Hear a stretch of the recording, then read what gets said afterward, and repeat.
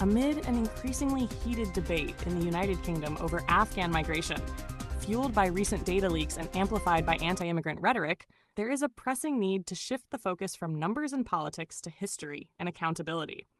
For over 4 decades, Afghanistan has been caught in the crossfire of global power struggles, leading to waves of displacement and instability.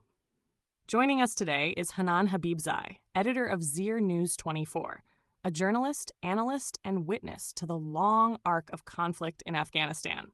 From the Soviet invasion to the US-led NATO war, Habibzai has not only covered but lived the consequences of foreign interventions.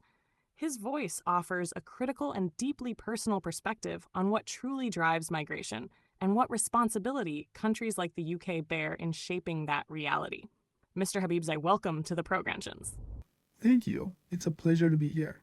You've argued that Afghan migration is not primarily driven by poverty, but by decades of foreign military interventions. My family and I are among the many victims of repeated foreign invasions in Afghanistan. Before the Soviet invasion, my parents had built a peaceful and self-sufficient life. We lived in a village, but our standard of living was strong, supported by agriculture, livestock, and a fabric business that not only sustained our own needs, but also created jobs for others in the community.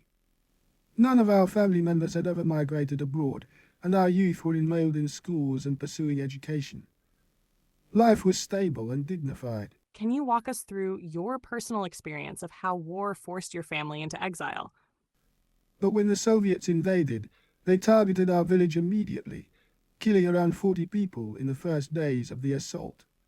The resulting fear and destruction forced people to flee, leaving behind their homes and livelihoods. Russian-backed communists seized many of these abandoned properties, including ours. We were among the families that fled to a neighboring country, where we lived in exile for nearly 12 years. After the Soviets withdrew, we returned to our village, determined to rebuild what had been lost.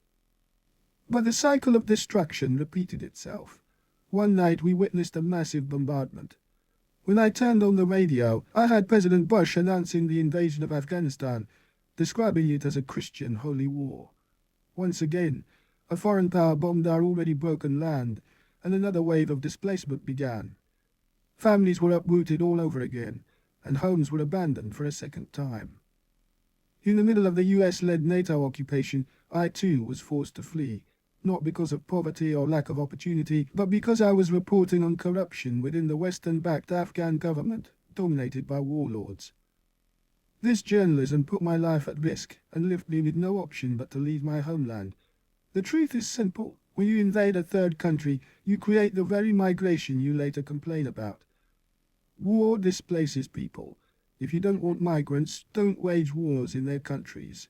In 2004, many Afghans, including women from deeply conservative villages, turned out to vote in national elections. There was real hope, but soon after, NATO forces began bombing those very areas. In 2004, despite the widespread belief that the elections were manipulated, thousands of villagers across Afghanistan, including women from deeply conservative communities who had never before taken part in public political life, turned out to vote in direct polls. At the time, the Taliban had gone underground, and ordinary Afghans were cautiously hopeful that the presence of international military forces would lead to reconstruction and lasting peace. But that hope was quickly shattered. And when the mission collapsed in 2021, who truly lost? The Afghan people or the foreign powers involved? Soon after the elections, NATO forces began bombing the very same villages and homes where people had cast their ballots. A campaign that continued relentlessly until August 15, 2021. These actions not only destroyed lives and communities, but also gave the Taliban a powerful narrative to rally support against the foreign presence. In the end, the Taliban seized the moment, regained control, and the NATO mission, along with its warlord-backed Afghan allies, collapsed. The real losers were not Afghan migrants, nor the Afghan nation itself, but the invaders. Thanks, Hanan, for talking to me.